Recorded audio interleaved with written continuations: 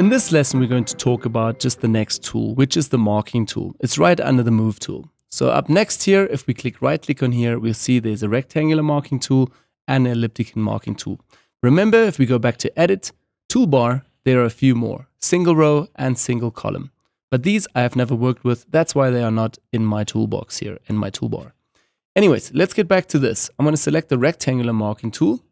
And now, first of all, going to create a selection. But before I do that on my main image, I always create a new layer here. So in case I mess up, I can just delete this and start again.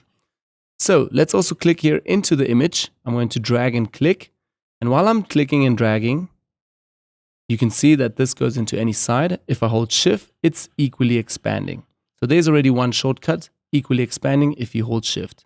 Now let's create a big selection. Right, so we've created a selection now. And now you can work on with that selection. You can either fill it, you can refine it, you can do whatever you want to and create blocks out of it. At the top of this marking tool, you can also see here are a few more options in the menu or in the option bar.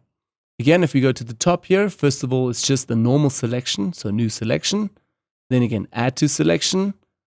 Then again, subtract from selection, or again, intersect. So let me show that quickly. Here's add to. Let's actually go to subtract from selection. So now you can see also a little arrow here or a little cross has a minus. This means if I drag another selection over this, it will cut out that little piece from the selection. So maybe for instance, we want to cut out here the glasses. Then we have also cutting that out. And then you can also go on with intersect and create something very weird and just have a very weird selection out of this. I don't tend to work so much with this. Over here is also a feathering mode, which will feather the edges. So either you have hard edges like we have now with zero feathering, or you can feather them. I'll show that in a little bit. Then also over here under style, we have normal, which we are currently working with, but we can also choose fixed ratio or fixed size. This means if you go to fixed ratio, you can now with width and height enter a certain number, hit enter, and right away you have exactly that size for your selection. I normally work with normal. Great, so what I'll do now is just go back to the marking tool, to the normal option, and inside of the selection, I'll hit right click, and now a whole drop down menu appears. So now again, a new Photoshop trick. You can either work with keyboard shortcuts, or again in here, hit right click and have a few more options with working with selections. So meaning you can now deselect, you can select inverse, you can feather again, you can refine the edge, you can save selections, you can make work paths out of these. You can layer via copy, layer via cut, new layer, all of this. I don't work so much with these three options, more with free transform, transform selection, fill, stroke, and again, gauge and blur. These are all extras, not so important right now. For you, maybe it's fill, deselect, select inverse, feather, save selections, and make work path. Let's, for instance, now go to fill, and we want to fill this up now with a color. So over here under contents, we have also another drop-down menu. We can select color, and this time the color picker will come up. We're going to select the red color here, say OK. For blending options, we want to stick with normal and 100% opacity. Hit OK, and right away on top of this new layer, we have a new selection here. Now I want to get out of this selection. So simply hit Command D, and for Windows users, Control D. So this was the keyboard shortcut again, but you can also hit right click inside of the selection and just go over to deselect. But working with keyboard is just quicker again. So right away you guys can see that this edge is very hard. So that's what you're up to, then this is perfect. But if you want to feather this a little bit, you should use a different technique. Let's delete this layer and create a new layer again. I'll go back here to the rectangular marking tool. I'll make a big selection and I'm ready to quick. Again, Command D, we have to remove again. We have to first in the top bar here, add 100 or 50 for feathering mode. Now Photoshop knows we want to feather our selection. So let's create a big new selection here and drop it. And right away you can see it's rounded off. So this means it's now feathered. I can now again hit right click inside of the selection, say under here fill it up again with color, press Command D to get out of the selection, or right click, deselect, and right away you guys can see that we have now a very soft feathered edge. So again, with the selection tool, you can create a few different techniques with feathering.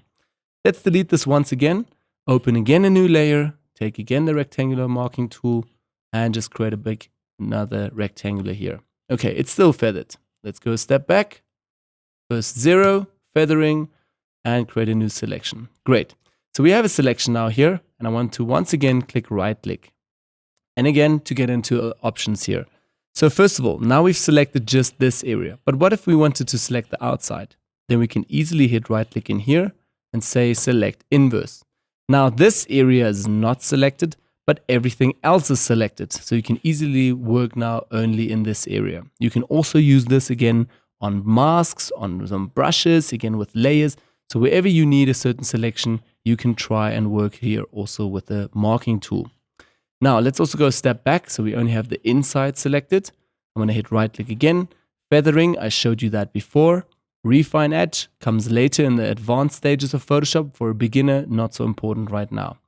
Save selections and make work path. Let's head over to save selection. So say for instance, I'm just going to go out of the selection with Command D. Say for instance, you have created 2 round selections here, elliptical marking tool, and you have now created some perfect cutouts of the glasses here, and you want to save those for the future state so that you don't need to go back in and create again selections and spend time creating them carefully.